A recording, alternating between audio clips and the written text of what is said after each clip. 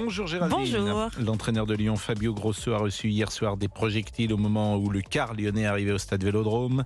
Fabio Grosso, blessé, a terminé à l'hôpital. La Ligue professionnelle a annulé le match. Le football est parfois détestable aujourd'hui. Sur le terrain, dans les tribunes, autour du stade ou sur les réseaux sociaux, joueurs, dirigeants, supporters ultras. Le football en France est aussi respirable de temps en temps. Nous sommes avec Eddy. Bonjour Eddy, vous êtes policier. Bonjour Pascal. Oui, Et je vous ai eu plusieurs fois au téléphone, parfois sur cette antenne et parfois sur une autre antenne, et vous étiez présent hier soir au moment où le car des Lyonnais est arrivé, le bus des Lyonnais est arrivé au stade Vélodrome. Oui, tout à fait. Tout à fait. C'était. Vous étiez en service ou vous étiez comme supporter de l'OM? Non, j'étais en service. J'étais en service et on a vu les cars des supporters lyonnais, des joueurs de l'équipe lyonnaise caillassés et cassés. Ce qui est hallucinant, c'est qu'en l'espace de 4 jours, on a vu deux facettes du supporterisme. Et on a vu la facette jeudi en Coupe d'Europe où les supporters et les supporters adverses se côtoyaient, s'échangeaient des maillots. Et là, des abrutis, des demeurés. Ce sont des demeurés. Parce qu'il faut bien savoir que c'est le premier déplacement depuis des années de supporters lyonnais. Les groupes de supporters se sont parlé pour accepter que les Lyonnais viennent et éviter. Et il y a eu plusieurs dizaines d'abrutis, mais d'excités, qui se sont pris au bus des joueurs lyonnais, mais d'excités des supporters de l'OM, faut pas se cacher, et qui se sont pris à ces bus-là et qui ont attaqué le bus des Lyonnais. C'est hallucinant. C'était combien de personnes? Plusieurs dizaines. Sur le trajet qui amène au stade, dans un endroit où il y avait des travaux, ils se sont amusés à caillasser. Ils ont caillassé aussi des policiers. En fait, c'est le même profil sans doute que ceux qui ont fait les émeutes? Non, je pense pas. Non, pas du tout. Je pense pas. Non, ce sont vraiment des supporters de l'OM qui prient dans le. Alors c'est une certaine euphorie, peut-être, je sais pas, mais qui ont vu le bus des supporters lyonnais et le bus des joueurs et qui compris ce qu'ils avaient dans leurs mains, des bouteilles de bière, des pierres et qui ont caillassé. Je récuse toujours, moi, le mot supporter et même le mot ultra, il n'est pas adapté puisque ce sont des hooligans. Non. Simplement, est-ce que vous dites plusieurs dizaines, est-ce que vous savez le nombre d'interpellations? Parce que manifestement, la ministre a parlé de 17, le ministre une dizaine, me dit Cédric Chasseur, qui est dans le studio, que je salue d'ailleurs, Cédric. Bonjour. Pascal. Et Jacques Vendroux est également là. Bonjour Jacques. Bonjour Pascal. Parce qu'on va pouvoir faire un débat. 9 interpellations. Alors, est-ce qu'on sait si ces supporters, ceux que vous appelez supporters, sont des supporters encartés dans des organisations d'ultra au stade Vélodrome? Alors, il faut savoir qu'il y a une interpellation au stade Vélodrome. On demande à l'interpellé s'il a une carte d'abonnement de l'OM. Voilà, quand ce sont des supporters de l'OM, on leur demande exactement s'ils ont une carte de supporter de l'OM. Mais je vous confirme, ce sont des supporters, on va dire, entre guillemets, qui sont venus supporter leur équipe. J'entends bien, mais est-ce qu'ils appartiennent à une des sections que chacun connaît? Alors, je vais pas. Oui. Vous savez quelle section? Vous savez quelle section? Non, ça je peux pas vous dire, mais oui, certains. Mais il faut. Donc c'est des ultras. Il faut bien comprendre que cette fois-ci, il y a eu des réunions préparatoires au niveau de la préfecture avec les différents supporters des deux clubs pour organiser ce déplacement. Et les supporters, je dirais, les capots, les dirigeants des supporters de l'OM ont été dépassés par une frange ultra-violente. Non, mais c'est important de dire que ce n'étaient pas des éléments qui n'appartiennent à aucune organisation, c'est des éléments qui sont répertoriés dans des ultras, parce qu'à ce moment-là, il peut y avoir des sanctions, et notamment interdiction à vie. Ah oui, mais à vie. C'est-à-dire que, me semble-t-il, c'est pas 5 ans, c'est pas 10 ans, ils ne remettent plus jamais les pieds dans un stade de football. Tant qu'on n'aura pas ce type de mesure définitive, je pense que, en plus, c'est un signe que tu envoies à tous ceux qui ont envie de faire ça. Ils ne le refont plus. Voilà, en plus, pour tout vous dire, ils peuvent regarder le match chez eux. C'est pas, quand je dis à vie, ça va pas trop les handicaper dans leur vie a priori sociale de tous les jours, mais qui viennent plus dans un stade. Leur place n'est pas dans un stade de foot. Mais je vous le dis. Ils sont en garde à vue là en ce moment à 11h09. Oui. Ils sont toujours en garde à vue. Ils vont rester combien de temps à votre avis en garde à vue? Maximum dans l'après-midi. Je pense qu'on aura les suites. Certains seront certainement présentés peut-être en comparution immédiate, selon certains, mais donc voilà quoi. Qu'est-ce qu'ils risquent a priori? Pour ceux qui ont caillassé, c'est des violences. Ceux qui ont caillassé les bus, c'est des violences aggravées, parce que violences avec arme, par destination. Donc eux risquent des peines de prison. Vous savez, je pense qu'ils le feront pas. Mais certains ont même caillassé des policiers, des CRS Voilà, et ça, la justice le dira. La justice dira Enfin, donnera les sanctions. la prochaine étape, c'est quoi? C'est tuer quelqu'un? Parce que Fabio Ah, Grosso, qui a pris un pavé d'ailleurs, qu'est-ce qu'il a pris? Vous savez si c'est une Non, bouteille, un pavé? je crois que c'est des éclats de verre et une bouteille dans la tête, d'après ce que j'ai compris, d'après ce qui a été dit. Mais moi, je vous le dis, Pascal, hein, on remet en cause le travail des policiers. Vous voulez commettre combien de policiers pour sécuriser un match? Je vous le dis, vous voulez combien? 10 000, 20 000? Il y en avait combien hier soir? Je crois que c'est autour de 500. Non, mais vous connaissez, parce que moi je le dis en permanence, tu touches à un policier en France, tu fais une peine planchée en prison. Si hier des policiers ont été attaqués par des supporters, alors que quand même, c'est un match de football, c'est un match de sport, que ça pourrait se passer quand même dans les meilleures conditions, il faut un moment avoir une sévérité très grande sur le plan pénal. Cédric Chasseur voulait dire quelque chose. Oui, Cédric. il faut aussi rappeler que parmi les blessés, il y a aussi l'adjoint de Fabio Grosso, et il y a eu 5 policiers blessés, a rappelé ce matin Gérald Darmanin, le ministre de l'Intérieur, qui avait précisé, on était au-delà des 500, c'était 1000 policiers, selon le ministre de l'Intérieur, présents pour assurer la sécurité de l'ensemble du match entre Marseille et Lyon. Bon, Eddy, vous avez terminé tard, j'imagine, hier soir? Oui, très tard. Dans ces cas-là, non, mais la vie de policier, c'est important. À quelle heure vous avez terminé? 3h30. Ouais, et vous aviez commencé à quelle heure votre journée? 16h. Et ça, c'était prévu ou vous avez terminé plus tard parce qu'il y avait eu ces incidents? On termine plus tard parce qu'il y a eu ces incidents. Il fallait sécuriser la sortie des supporters lyonnais. Bon, c'est important de le dire. Donc, je vous remercie déjà d'avoir répondu à nos questions. Vous allez reprendre aujourd'hui le travail ou vous avez une Tout journée? à fait. Bon, à 16h, vous serez sur le terrain. Un peu plus tard. Bon, et moi, je vous ai souvent, on s'est souvent eu à l'antenne. Vous êtes né en plus à Marseille et je crois que vous êtes né dans les quartiers, nous sommes d'accord? Tout à fait, tout à fait. Bon, donc, c'est un monde que vous connaissez par cœur. Vous avez quel âge, j'ai dit?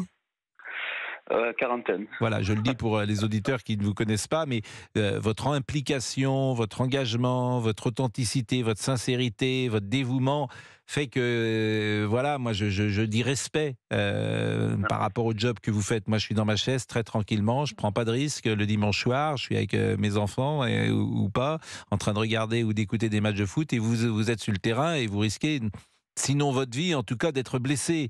Et je trouve que ça suffit, quoi. Ça suffit. Et en plus, vous êtes parfois dans la presse malmené et on vous insulte et on dit la police tue.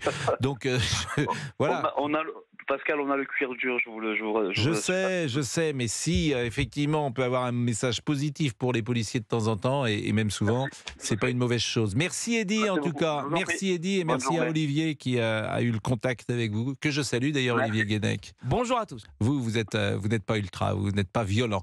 Ah non, ça, loin de moi. Jamais une bagarre. Jamais une bagarre. Bon, nous saluons également notre ami Fabrice Lafitte. Bonjour. Et puis c'est vrai qu'on a connu des années 60-70, les ultras n'existaient pas, les hooligans n'existaient pas, en France en tout cas. Non, moi ce que je voudrais... Mais vous allez le dire après la pause. Après la pause, d'accord. Et vous allez bien le dire. Je sens que vous allez bien le dire. À tout de suite. Vous avez raison. Vous avez sans doute vu la une de l'équipe, la soirée de la honte et du dégoût. Et puis je lirai tout à l'heure quelques lignes de notre ami Vincent Duluc, journaliste de l'équipe que chacun connaît, qui a fait un papier vraiment remarquable sur ce qui s'est passé hier soir. Mais Jacques voulait intervenir. Jacques Vendroux, que je salue. Bonjour à tous. Non, Qui doit avoir de la peine d'ailleurs. Non, mais d'abord j'ai une peine immense parce que moi j'aime le football comme vous tous. Et quand je vois ce qui s'est passé hier soir, c'est un véritable miracle. Parce que là, au moment où on parle, eh bien, l'entraîneur Grosso a été blessé, c'est vrai, son adjoint aussi. Ça, c'est déplorable, détestable, etc. Et il faut que ça soit sanctionné gravement. On a ici évité un drame, un miracle. Quand vous regardez le quart de l'Olympique Lyonnais, que ce soit du côté gauche ou du côté droit, où il y a toutes les vitres ont été saccagées. C'est-à-dire que si les joueurs n'ont pas été touchés, eh bien c'est miraculeux. Et puis en plus, détail important, est-ce que ça dépend de la préfecture? Est-ce que ça dépend de l'OM? Est-ce que ça dépend de l'escorte, etc. Il se trouve que le quart de l'Olympique Lyonnais, il faut bien le rappeler, a traversé un quartier où il y avait des travaux pour aller au stade. Donc, ils ont été tentés, ces abrutis, ces demeurés, de prendre des pavés. Comme en 68, ils ont pris des pavés, et ce sont les pavés qui ont saccagé le quart, parce que c'est pas possible que ça soit une bouteille de bière, que ça soit un petit caillou qui saccagent le quart. Ça ne peut être que des pavés. C'est pas possible. Les pavés, Vous c'est êtes sûr énorme. de ça, Jacques? Parce que moi, je ne l'ai pas lu, donc il faut toujours être prudent. Moi, je vous dis... Parce que ça ne s'est pas passé, le caillassage, dans la zone de travaux. Oui, bien sûr. Ça s'est passé dans la zone de travaux. Bien sûr. En tout cas, il y avait pour le bus, sur les images qu'on a du bus des supporters lyonnais, on voit en effet qu'il y a ça traverse une zone de... Non, ça c'est le bus des supporters. Non, mais moi je parle des deux. Je parle du car. C'est le même parcours. C'était le même parcours. Moi, je me suis renseigné. En tous les cas, moi ce que je sais, c'est que un pavé, des pavés, plusieurs pavés ont été lancés sur le quart des supporters de l'Olympique Lyonnais et sur le quart de... Et là, il y a risque effectivement d'aller au-delà de la blessure. C'est pas possible. Ce n'est pas possible. On parle d'une canette de bière, on parle d'un petit caillou, mais tout ça, c'est du pipeau complet. Ça ne peut être que des pavés. Est-ce que vous connaissez Pascal? Il a raccroché, Eddy, parce que c'est vrai que ça serait intéressant de préciser cela. Mais vous avez posé une vraie question, Jacques. Que risque aujourd'hui l'OM? Est-ce que vous avez dit, est-ce que ça dépend de la préfecture? Est-ce que ça dépend de l'OM et de ça? Il y a une sorte de flou artistique. Moi, j'avais le sentiment jusqu'à présent que l'Olympique de Marseille n'est pas responsable de ce qui se passe en dehors de son stade. En tout cas, dans les règlements de la LFP, moi je vous ai sorti le chapitre 3, règles relatives à la sécurité, qui dit que le club est visité, donc l'Olympique de Marseille est tenu de mettre en place un dispositif d'accueil, de contrôle et de sécurité à l'intérieur du stade. Mais quelques lignes plus bas, on lit qu'en cas de manifestation hostile, donc aux arbitres, aux délégués, aux joueurs et dirigeants de l'équipe visiteuse, et aussi aux supporters, il doit, le club visité, avec les responsables des forces de police, prendre toute disposition utile pour assurer la protection des personnes visées, même, et c'est là que c'est important, même à l'extérieur du stade. Est-ce que la question, les forces de police, ça c'est le règlement de la LFP. C'est le règlement de la LFP. Mais c'est quand même les forces de police. Vous n'allez pas mettre à l'extérieur, vous n'allez pas mettre la sécurité en dehors d'un stade de football. C'est pas les stadiers, c'est l'État. C'est là où ce qu'a dit Eddy tout à l'heure est très intéressant. Il a rappelé qu'il y a eu tout au long de la semaine et même les semaines précédentes une préparation qui a été faite par la préfecture, ce qui est assez rare et ce qui est à contre-courant avec certaines préfectures qui eux interdisent tous les déplacements de supporters avant même les... Mais moi je pense qu'il faut interdire tous les déplacements. Mais ça fait des années que je le dis. Donc parce que si les personnes qui ont jeté les cailloux, les pierres, les bouteilles, peu importe, étaient des membres des clubs des supporters, ça veut dire qu'il y a quelqu'un dans cette réunion qui a sans doute donné le trajet.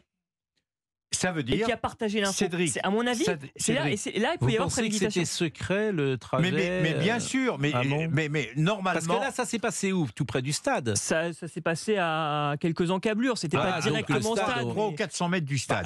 Donc on le voyait, là, ce qu'il faut savoir, c'est que c'est grave incident, je dis bien grave incident, c'est prémédité.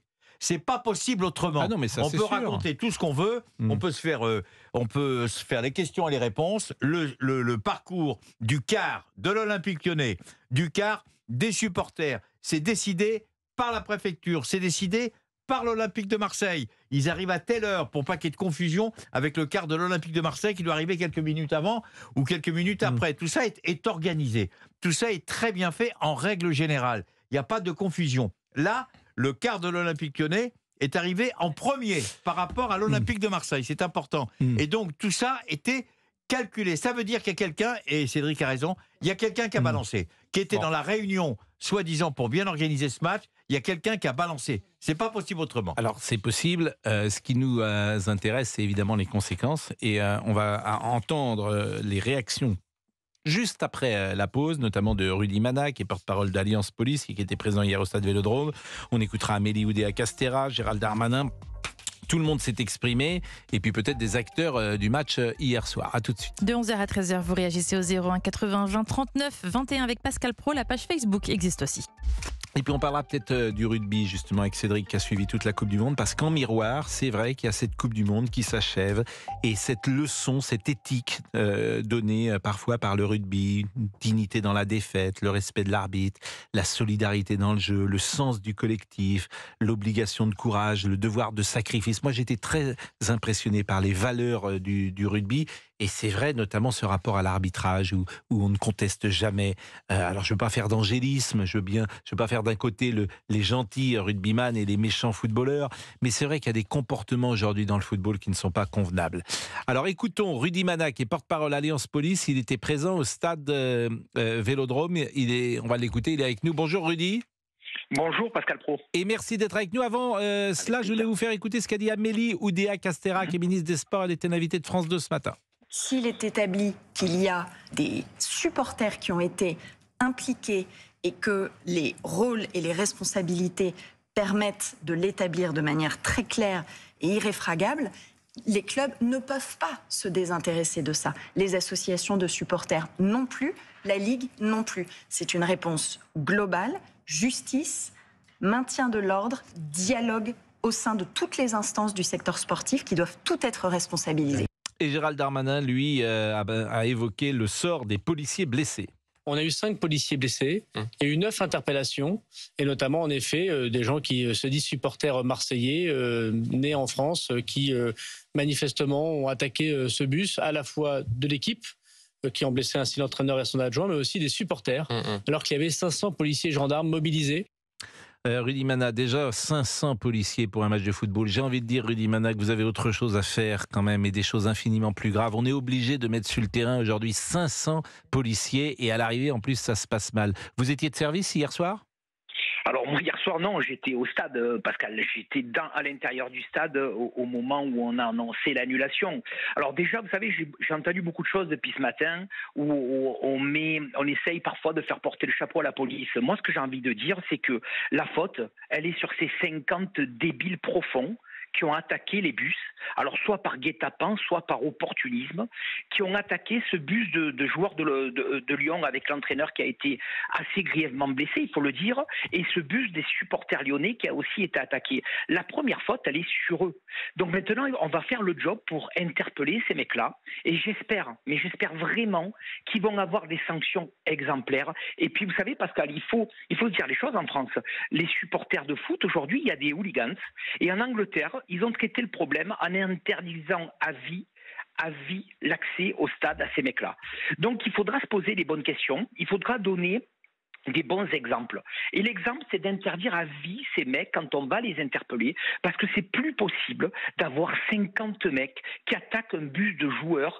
Ça sert à rien, c'est complètement débile. Et en plus, ça amène une image cataclysmique pour la ville de Marseille, qui n'a pas besoin de ça, vous l'avez bien compris. Alors on parle de la police, on parle de la ville, on parle de la totalité des supporters. Mais moi, j'étais dans le stade, et quand on nous a dit de quitter le stade, je vous assure, Pascal, ça s'est extrêmement bien passé.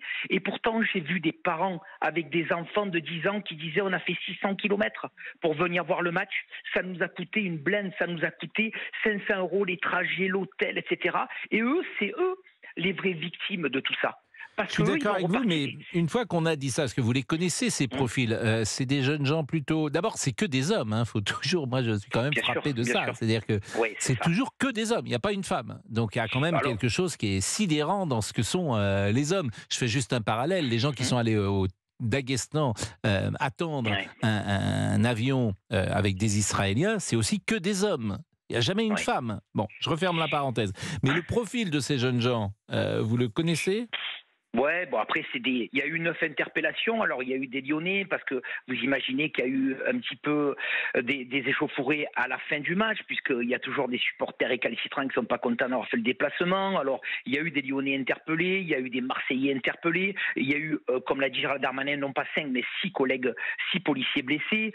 C'est des fautifs en général, c'est des hommes de 20, 25 ans, 30 ans. Alors souvent ils sont avinés, hein, il faut se dire les choses, parce qu'ils ont attaqué l'apéritif à 14h, ils arrivent le soir à 20h au stade et ils sont complètement déchirés, il faut se dire aussi les choses. Et quand ils voient un bus, parfois avec l'effet de meute, parfois par opportunisme, eh ben ils n'ont rien d'autre à faire que jeter des pierres ou des canettes sur les bus pour casser. Bon. Et c'est ça qui est terrible. On marque une pause et on revient dans un instant. Je vous lirai quelques lignes de notre excellent confrère Vincent Duluc dans l'équipe ce matin. La une de l'équipe d'ailleurs, c'est la photo de Fabio Grosso, cet entraîneur italien de Lyon, et Jacques disait il va peut-être partir parce qu'il a peut-être pas envie. C'est un traumatisme. Non, mais mettez-vous une seconde après à sa place. Après la pause. À tout de suite. Chaque fois que je vais intervenir, il mais non, parle mais Tout à l'heure. je fais il le fait exprès. il le fait exprès. Il En le fait, je fais un teasing. Vous voyez, D'accord. je dis. En fait, ce que je dis à l'auditeur, c'est restez avec Restez, nous. Jacques Vendroux va venir. Mais je suis sûr que là, vous êtes encore un jeune journaliste. Mais dès que vous allez avoir un petit peu d'expérience, vous allez voir, vous ferez la même chose. À tout de suite. De 11h à 13h, vous écoutez Pascal Pro sur Europe 1. Avec un supporter de Lyon dans une seconde, mais Jacques Vendroux voulait dire un mot sur cet entraîneur de Lyon, Fabio Grosso, qui découvre la France et qui doit se dire mais où suis-je tombé? Non, mais attendez, mettez-vous à la place de ce joueur qui était un immense joueur de la sélection italienne championne du monde, très apprécié. Il vient à Lyon pour entraîner et sauver Lyon. Lui, il est content, il est contacté, il vient dans une grande ville, tout se passe bien, etc.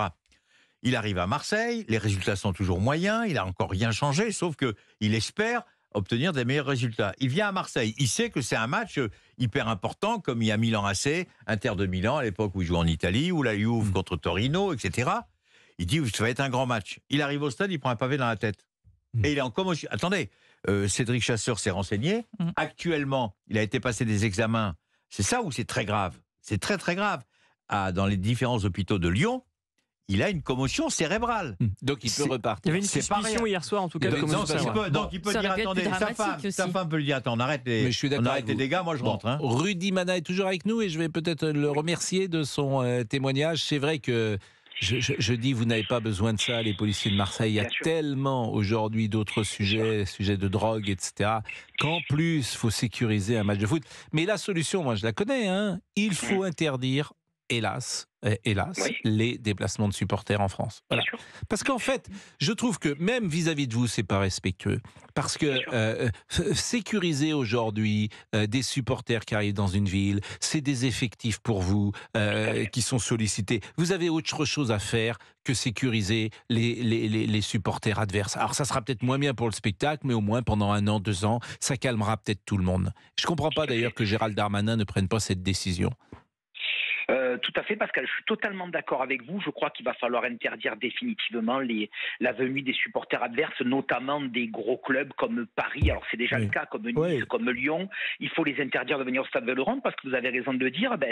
Il faut des policiers supplémentaires pour assurer leur protection. Et puis vraiment, Pascal, je crois qu'il faut qu'aujourd'hui, si on interpelle ces mecs-là, il faut oser, il faut avoir le courage d'interdire de stade à vie ces mecs-là. Ils n'ont rien à foutre ni dans un stade, ni autour du stade au moment d'un match de football qui, je le rappelle, doit être quand même festif. Il y avait 65 000 personnes dans le stade qui étaient heureux d'être là. Et tout a été gâché à cause de ces mecs-là. Mais il faut même les mettre en prison. Il faut les mettre en prison aussi, pendant quelques mois. Oui, et ça leur fera le plus grand bien, croyez-moi. Oui, mais Eddy disait tout à l'heure, on avait un de vos collègues, peut-être que vous connaissez, Eddy, qui nous disait qu'ils n'iront pas en prison. Ils n'iront pas en prison parce que c'est des peines de moins d'1 an qui seront prononcées. Il y a très peu de chances qu'ils soient. Et de toute façon, les prisons sont. La prison des Baumettes est pleine, j'imagine, à Marseille. Vous voulez les mettre où? Bon, merci beaucoup, Rudy Mana. Merci à vous. Et vraiment, bonne chance sur le terrain. Vous êtes porte-parole Alliance Police parce que vous avez autre chose à faire que sécuriser les matchs de football. Nous sommes avec Mike. Bonjour, Mike. Vous êtes supporter, Mike? Oui, bonjour, monsieur. Oui, je suis supporter. Vous êtes supporter de Lyon?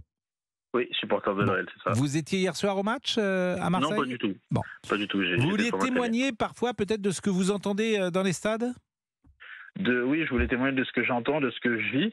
À savoir que moi, je suis de la région parisienne, mais je fais souvent des matchs au Groupama Stadium. Je suis abonné et je fais souvent du coup les déplacements. Et ça nous est déjà arrivé avec des amis ou deux d'être pris à partie, qu'on nous met dans une situation inconfortable parce que moi je suis noir. Et parce que justement, je le suis. J'ai jamais eu frontalement de propos reçus de propos racistes, xénophobes, ou des bruits de singes ou quoi. Mais j'ai déjà eu des qu'est-ce que tu fais ici toi, t'as rien à faire, va supporter un autre club, etc. Et ce qui s'est passé hier, à savoir des gestes nazis, des mimiques des singes, c'est choquant, mais c'est pas. Et ce sont étonnant. des supporters lyonnais. Oui, en tout cas ils sont catégorisés comme tels. Après, est-ce qu'ils sont vraiment supporters? Ça, c'est encore un autre débat, mais c'est choquant, mais en vérité, c'est pas surprenant. C'est juste à titre personnel, c'est juste la continuité de ce que moi j'ai vu et ce que j'ai vécu. Juste là, ils se sont sentis décomplexés, ils se sont sentis à l'aise en fait, et ils l'ont fait tout simplement. Non, mais c'est intéressant ce que vous dites parce qu'il y a eu l'incident et les graves incidents dont on a parlé depuis 11 heures. Et en marge de cela, il y a également eu, Cédric Chasseur, dans le stade, des supporters lyonnais qui auraient fait le signe. Ils ont fait des mimiques de singe, des cris de singe, il y a eu des saluts nazis à l'intérieur de cette tribune. On va juste dire que ce n'était pas tous les supporters, encore une fois. Lyon condamne dans un communiqué ces gestes-là, a demandé les vidéos de ces agissements pour essayer de reconnaître les auteurs de ces cris et de ces saluts. On imagine qu'il y aura des poursuites judiciaires, mais là encore, c'est ce qu'on dit depuis tout à l'heure. C'est-à-dire que, évidemment qu'il faut une suite judiciaire à ce qui s'est passé, à la fois à l'extérieur du stade, mais aussi dans le stade. Et c'est aussi le rôle des clubs. C'est là où les clubs ont leur importance. C'est aussi à eux de décider que vous ne faites plus partie de ceux qui suivent notre club. Vous n'êtes plus à l'intérieur des groupes de supporters. Et c'est là aussi la pression que doivent mettre les clubs sur leur groupe de supporters. Et leur dire, si vous voulez continuer à avoir accès au stade, groupe de supporters, alors faites le ménage chez vous. Non mais Cédric, vous avez raison dans ce que vous dites, sauf quand vous parlez de l'Olympique Lyonnais, et quand vous apprenez, que vous voyez à la télévision, je veux dire le capot, c'est-à-dire le patron soi-disant des supporters, qui convoque les 15 ou 16 joueurs de l'Olympique Lyonnais qui viennent d'être battus par le Paris Saint-Germain. Non, c'est pas différent du tout. Par le Paris Saint-Germain. Et le capot dit on veut parler aux joueurs. Et que les 15 joueurs vont devant les supporters et que le capot leur donne une leçon de morale, vous avez battu, etc. Ça fait partie, il n'y a pas de culture. On est ridicule. En tout cas, là où Jacques peut-être... Mike, vous allez pouvoir réagir là-dessus, mais après la pause. Mais là où Jacques n'a pas tout à fait tort, c'est que ça montre une forme de faiblesse ou de complaisance vis-à-vis des ultras. Je comprends même pas que les joueurs aient accepté de se faire traiter comme ça. À part. Alors, ce que vous appelez le capot, les gens qui ne connaissent pas le football peuvent être surpris de ce mot. C'est le leader. Mais déjà, le mot, il n'est pas beau. Déjà, d'entrée. Ça va au-delà. C'est ça qui est terrible. Oui, mais il a été créé par ces gens-là. Oui, donc le capot, effectivement, c'est le leader d'un groupe ultra et c'est lui qui ne regarde pas le match. D'ailleurs, regarde souvent les supporters et les fait réagir pendant tout le match avec des chants, avec des signes, etc. Et ces gens ont pris une importance folle ces dernières années au point de convoquer, comme vous dites, les joueurs après un match, encore sur le terrain, qui arrivent comme les bourgeois de Calais, si j'ose dire, tête baissée, avec la corde au cou. Mais je comprends même pas que les joueurs et le club acceptent ça, mais ça montre aussi le rapport de force qui existe entre les clubs et leurs supporters, parce que bien souvent, les clubs ont peur. Et Laurent Blanc, qui était l'entraîneur de l'Olympique Lyonnais à ce moment-là, était fou de rage, il a raison. Je peux le dire maintenant, après ses joueurs. Mais évidemment. Parce que les joueurs n'auraient jamais dû y aller. Ils sont convoqués. Mais évidemment. Et ils y vont tous, sans exception. Je n'ai jamais vu ça de ma vie. Eh ben, vous avez parfaitement raison. Ça vous met en colère et vous avez bien raison. 11h41, on revient tout de suite et Mike est avec nous. Je l'interrogerai. Il est supporter de Lyon alors qu'il vit à Paris. Voilà un cas intéressant. À tout de suite. Et avant de retrouver Pascal Pro, je vous rappelle que cet après-midi de 15h à 16h, Stéphane Bern vous donne rendez-vous pour Historiquement Vôtre. Du lundi au vendredi, Stéphane Bern vous fait le récit d'événements, de lieux et de personnages qui ont façonné l'histoire. Et tout à l'heure, Stéphane Bern retracera l'histoire de Charles V. Alors rendez-vous de 15h à 16h sur Europe 1. Ah oui, vous avez voulu donner un peu de légèreté à notre... Ah bah absolument, je me suis dit, un petit peu de sourire quand même. Ah, DJ Fab. Rappelez-moi le nom de ce chanteur. Jesse Garon. Voilà. Jacques pourrait chanter, franchement. Ah oui, Jacques connaît la chanson par cœur, il paraît. J'ai chanté déjà vendredi dernier dans mon émission à la télévision. Vous connaissez cette chanson ou pas de Jesse Garon? J'adore. Vous connaissez notre petit gimmick? Oui. Chaque lundi, nous passons Jesse Garon. C'est lundi. Dans mon lit. Voilà, donc chaque lundi, on lui rend hommage. Ah bah, il la connaît. Ah mais vous la connaissez. Ah bah oui, vous la chantez bien. J'adore. Il l'a fait mieux que vous, hein. Non mais je vous le dis, non mais pardon, hein, mais ça va. Non mais franchement, vous faites le cavalier. Vous voulez qu'on parle de votre week-end? Non, allez, c'est bon. Non, je vais me coucher. Avec votre ami Mémé Zouzou, vous avez mis sur les réseaux sociaux. Ah bah oui, vous avez c'est son souhaité un bon anniversaire à Mémé Zouzou. Qui c'est Mémé Zouzou? C'est sa grand-mère. Mais elle n'est pas du tout, elle est très jeune, votre grand-mère. Bah, elle a l'âge de Jacques, oui, c'est ça. Non, à peu près. Pardon. Non, c'est pas ça. J'ai 76 ans le 1er mars. Ah bah elle a 80, voilà, ils ont le même âge. Mais la photo que vous avez mise, c'est pas votre grand-mère. Si, c'est ma grand-mère. Mais j'ai pas trouverez une image sur Google, hein, c'est ma grand-mère, attendez. Bon, enfin, c'est une femme de 40 ans que vous avez mis sur... Oh, bah ça va lui faire plaisir, ça. Oui, c'est crème anti-âge. Bon, il te surprend toujours. C'est ça qui est Mémé formidable. Zouzou.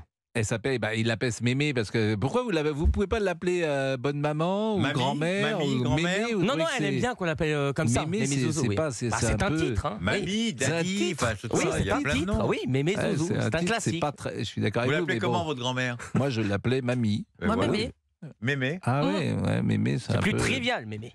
Ouais, c'est un Ma grand-mère peu- maternelle, Mm. Mémé. Jacquet, on l'appelait Mémé aussi, mais c'était autre chose. Mémé Jacquet. Bon, Mike, dites-nous, Mike, comment dire, ces ultras, si j'ose dire, qui sortent du cadre, le club les connaît généralement, il sait qui est qui.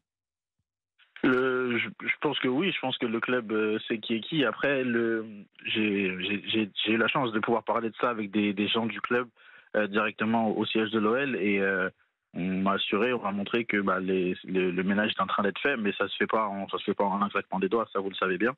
Donc voilà, après... Ouais, mais ça fait 40 ans, quoi. Pas 40 ans, mais ça fait 30 ans quand même que les ultras pourrissent régulièrement. On peut faire quand même de temps en temps le ménage à l'intérieur, que les groupes, comme le disait Cédric, doivent faire le ménage, parce qu'il n'y a pas de sanction, en fait. Là, l'OM ne sera pas sanctionné. D'ailleurs, l'OM ne peut pas être sanctionné. Il y a un alinéa dans le règlement de la Ligue qui dit que le club qui reçoit est aussi tenu de s'occuper de la sécurité de... Ouais, c'est ce qu'a dit Cédric, mais comme à mon avis, Il n'est pas très clair, c'est cet soumis alinéa, à interprétation. Bon, Mike, je vous remercie beaucoup. Pourquoi d'ailleurs, vous êtes né à Paris, dans la région parisienne? Oui, je suis né dans le 77. Alors pourquoi vous êtes supporter de Lyon? Pourquoi vous n'allez pas au PSG?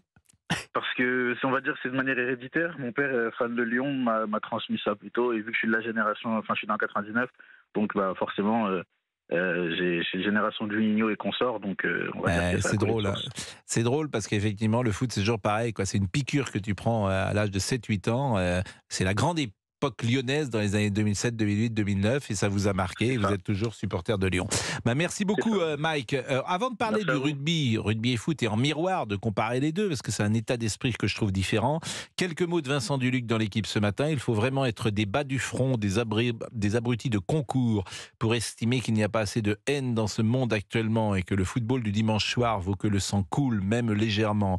Il faut avoir été absent le jour de la distribution de l'intelligence, mais pour la bêtise, n'avoir jamais manqué un jour pour faire du parcours d'un quart de joueur de foot le théâtre d'une guérilla urbaine. Ces scènes ne sont pas nouvelles, mais elles avaient été commodément rangées au titre du folklore local, avec le décompte des vitres brisées et la mythologie des escortes qui ralentissaient les convois et faisaient un détour. Vincent Duluc dans l'équipe ce matin. Bon.